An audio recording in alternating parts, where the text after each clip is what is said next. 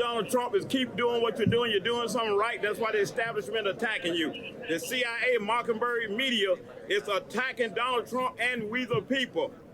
I'm a bit confused because I was told that a Trump crowd would be full of white supremacists, but it's quite diverse. Yeah, it's exactly the opposite. That's why you can't listen to the mainstream news. You got to listen to people like you, Rebel News. The Democrats said Trump is a Nazi. What are you guys doing in line waiting to see a Nazi? Right here.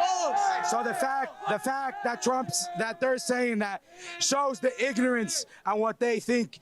It is complete disgrace. They have no right to say that. Trump did nothing wrong. He's a good guy. He supports the Jewish community. He supports Israel, not like the other side, all talk, but they do not do the walk. It's about time we get law, order, peace, stability in this country, and we bring the world to a safer place. Trump 2024. You know, we live in the opposite world. Everything that she said is basically that you could guarantee it's going to be the opposite of what's actually going on. So if she's saying Trump is a Nazi, then I'm staying in the right line. If he was a racist, he would have never signed the First Step Act. He would have never signed the Prison Reform Act. USA! USA! USA! USA! Absolutely packed to the rafters. I think one of the reasons why Avi was emphasizing some of the Jews he saw in line is because the whole media accused Trump of having a fascist echo because some 80 or 90 years ago, someone else had a rally in Madison Square Gardens, I think it was Charles Lindbergh, for an American First sort of pro-Nazi meeting. Joining us to talk about that and all other things related to the presidential election is our friend Joel Pollak, senior editor-at-large at Breitbart.com. Hey, Joel, I got a question for you. Is the Democrat last homestretch tactic of accusing Trump of being a Nazi, they wouldn't do it if they didn't think it was going to work. Is it working to call Trump a Nazi? That's a great question, and the answer is we don't know, because we don't know what the vote result is going to be. We won't know until Tuesday at the earliest. We may not know for several more weeks because many of these states that use vote by mail are going to take a long time to count the ballots. There are going to be challenges and so forth. But I do think it works for Democrats, and that's because the charge that your opponent is Hitler and that his supporters are Nazis is so inflammatory that the only reason you bring that charge out is you're losing, number one. But number two, you're prepared to risk everything to fight to win. And so the way Democrats are interpreting this line of attack is not that they actually believe that Trump is Hitler and that his supporters are Nazis, although some of them are doing a very, very good job of convincing themselves that it is so. But the main reason they like it is that it shows that their candidate and their party are fighting hard. They're even willing to give up on governing after they win, as long as they win, because you can't really govern a country once you've called half of the country Nazis. You can't work with people across the aisle.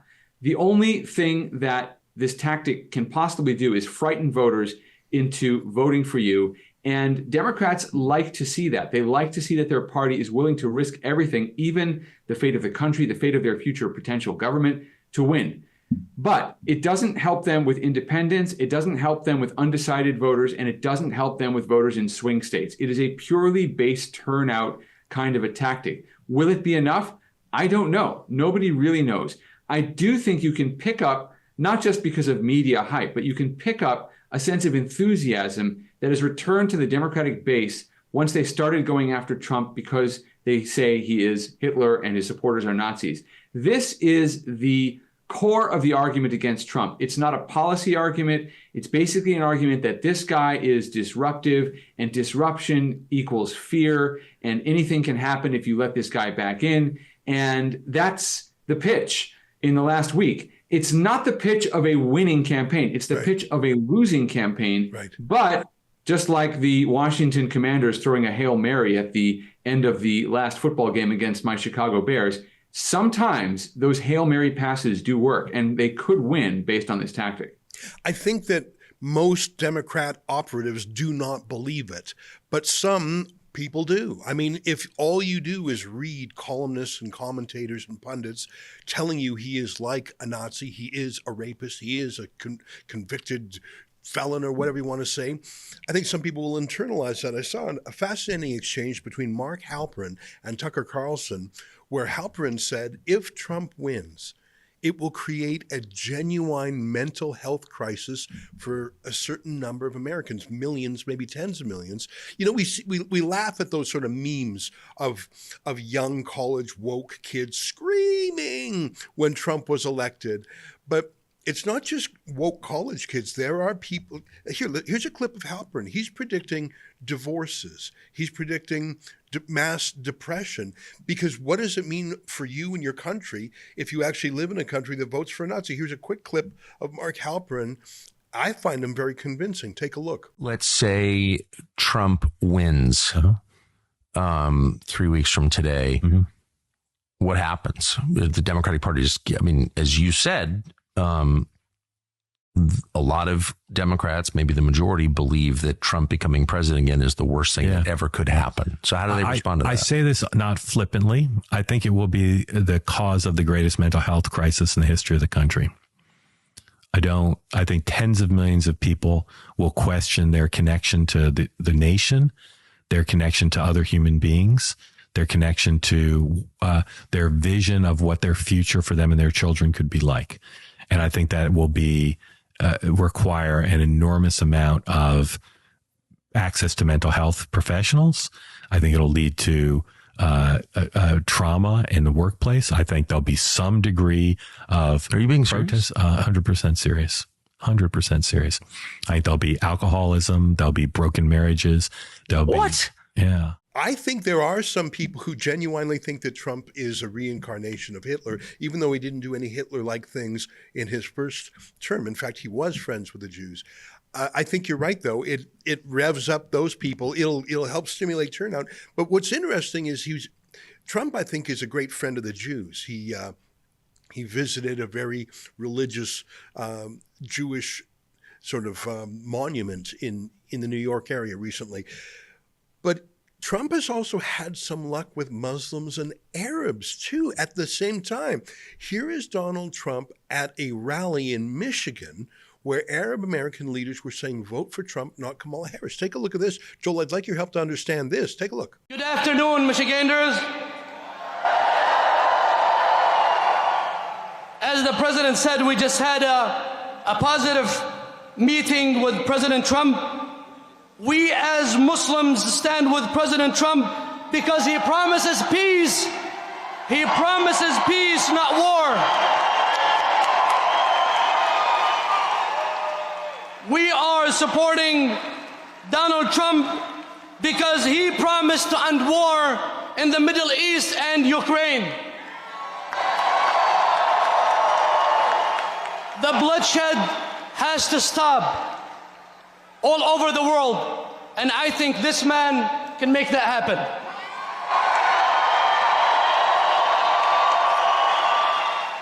I personally believe that God saved his life twice for a reason.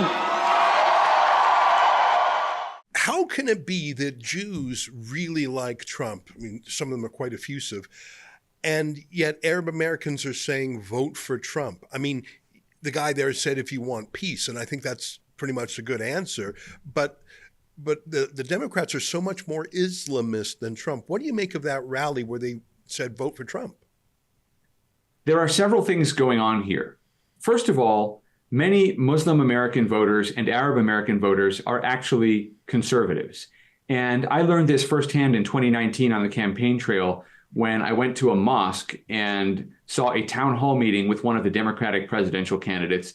And the first question was a question about terrorism and terrorism watch lists, and it reflected the priorities of a community that is still intertwined with some elements of radical Islam. That was certainly a different and unique kind of issue to come up in a town hall. But the rest of the questions were all questions about why taxes are too high, why the government is wasting our money, questions about small business regulation. Arab American and Muslim American voters are conservatives, not just fiscally, but also socially. There are many towns in Michigan where there are a lot of Muslim and Arab American communities that are upset at the transgender mandates coming down from the Biden administration. They don't want biological males in girls' bathrooms or on girls' team sports. So the Muslim and Arab American communities are finding a lot of common ground with the Republican message on issues other than the Middle East. Now, on the Middle East, there's something interesting happening. It is still true that I would say the majority of Arab and Muslim American voters who care about the Middle East are either going to vote for Democrats or are not going to vote at all or are going to vote for third-party candidates. But there are some who are saying two things. Number one, it doesn't do any good to vote for third-party candidates or no party at all. If you really want to hurt Kamala Harris and Joe Biden for their support of Israel, you have to vote for the other side. These elections may have other choices, but essentially they are binary choices. And if you really want to punish the Democrats for supporting Israel, as they see it, of course, from my perspective, Kamala Harris and Joe Biden have not been supportive enough. But from their perspective, they want to punish the Biden-Harris administration. And the best way to do it is to cost them votes, not just to withhold votes. Now, there's something else that's also very interesting that's going on. The Muslim American leadership of the United States is starting to become very politically sophisticated in a way that, regrettably, my own Jewish community is not. And that is, they understand that Donald Trump is a transactional politician. And so if you do something for him, he will do something for you. That's the basis on which Trump built bridges to conservatives. It's the basis on which he built a pro-Israel policy in his first term. What Trump has seen from the American Jewish community in general, there have been exceptions, but what he is seeing from the mainstream institutions of the Jewish community is that these institutions aren't thanking him for helping the community. They're not thanking him for helping Israel. The people on the street that Avi Yamini interviewed, ordinary Jewish people understand, but the establishment leadership of the Jewish community is condemning Donald Trump. They are following the Democratic playbook because they are deeply, deeply invested in the success of the Democratic Party. They are owned in many ways by the Democratic Party. And so they have spurned Donald Trump. They have not thanked him. Again, there are exceptions on the political right within the Jewish community, the Republican Jewish Coalition, the Zionist Organization of America. But the mainstream Jewish institutions have been downright nasty to Donald Trump. The Muslim American leadership in this country is starting to look at that and realizing there is a gap, and we can fill that gap. And we can approach Donald Trump and say, you know what? We are going to support you because we understand that you bring peace. After all, he did bring peace for 4 years. We are going to support you. And after the election, we are going to have a seat at the table this time.